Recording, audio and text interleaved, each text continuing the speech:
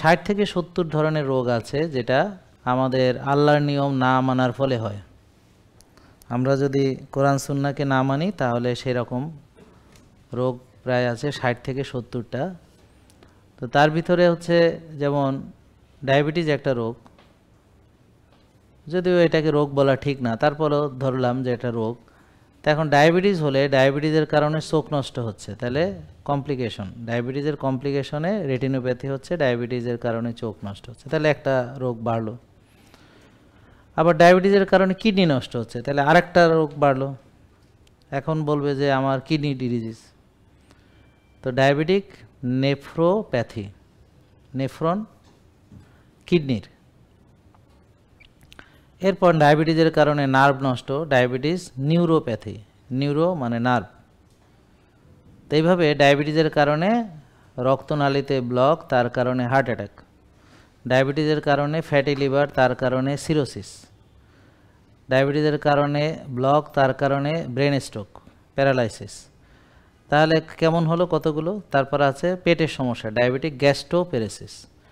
Diabetic foot বা আঙ্গুল কাটা গেল, বা ডায়াবেটিকের কারণে চামড়ায় সমস্যা হয়, স্কিন ডিজিজ হয়, ডার্মাটাইটিস হয়।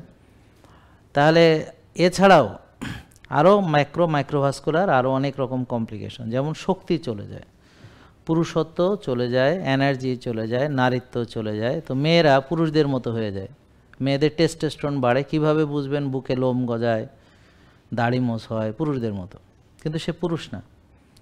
আবার মাসিক হয় না, পিসিওএস হয়, ওভারিতে পলিসিস্টিক ওভারি সিনড্রোম। এভাবে মেয়েটা পুরুষদের মতো মাথায় টাক পড়ে, ব্রণ হয়, বাচ্চা হয় না, মাসিক হয় না। তো এই তার মন তো আর ভালো থাকবে না, স্বাভাবিকভাবে মানসিক সমস্যা হবে। তারপর তার শরীর ভালো না থাকলে, বাচ্চা না হলে মনও খারাপ, তারপর সাইকোলজিক্যাল প্রবলেম, ঘুম হয় না, বুক ধড়ফড়ানি, কলজা কাঁপানি।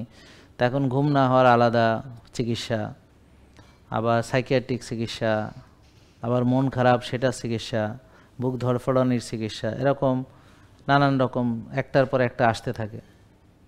আবার পুরুষদের কি হয়? ডায়াবেটিস রোগী যাদের শক্তি তৈরি হয় না, তো ইরেকটাইল ডিসফাংশন হয়। যেমন পুরুষাঙ্গে যদি রক্ত যেতে না পারে, তো রক্তনালীতে যদি ব্লক হয়, অ্যাথেরোস্ক্লেরোসিস হয়, তাছাড়াও টেস্টোস্টেরন লেভেল কমে যায়, তাছাড়া শক্তি তৈরি হয় না। যেমন ডায়াবেটিস রোগীর শক্তি কিভাবে হবে?